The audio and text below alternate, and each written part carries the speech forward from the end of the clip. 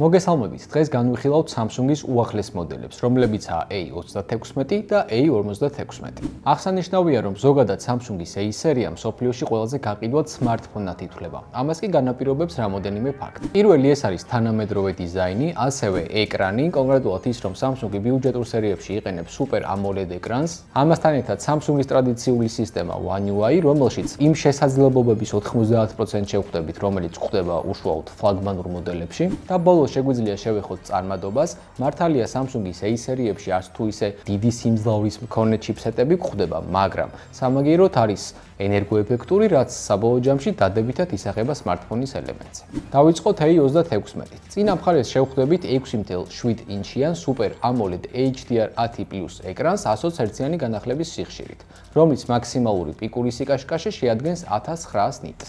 ოპერაციულ სისტემად შევხვდებით განახლებულ One UI 7-ს, რომელზეც რაოდენ გასაკვირიც არ უნდა იყოს 6 წლიანი განახლებების მიღებაა შესაძლებელი. წარმადობა ვახსენეთ და აუცილებლად უნდა შევეხოთ ჩიპსეტს, სადაც გამოყენებულია მესამე თაობის Snapdragon 6, რომელიც ყოველდღიურ მარტივ დავალებებს უპრობლემოდ გაართმევს თავს.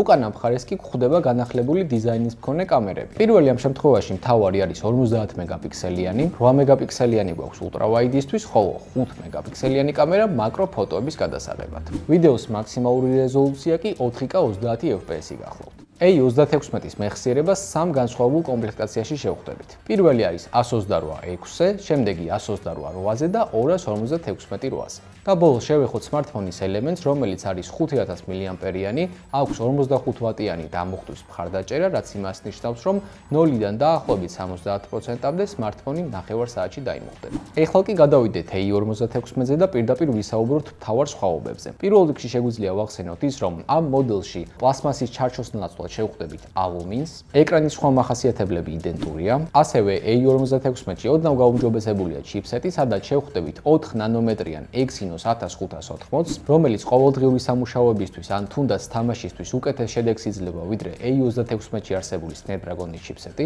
როგორც ხედავთ, უკანა ნაწილის ვიზუალიც იდენტურია, მაგრამ სხვაობა გვაქვს მხოლოდ ერთ კამერაში. კონკრეტულად ultra-wide 8 მეგაპიქსელიდან გაზრდილია 12 მეგაპიქსელამდე. რაც შეეხება გადაღებას, როგორც ხედავთ, ფოტოები საკმაოდ დამაკმაყოფილებელი გამოდის. და ბოლო სხვაობა ეხება ოპერატიულ მეხსიერებას. თუ A36-ის ოპერატიული იწყებოდა 6 GB-დან, A56-ში შევხვდებით როგორც 8 GB-იან ოპერატიულ მეხსიერებას, ასევე 12-იანს.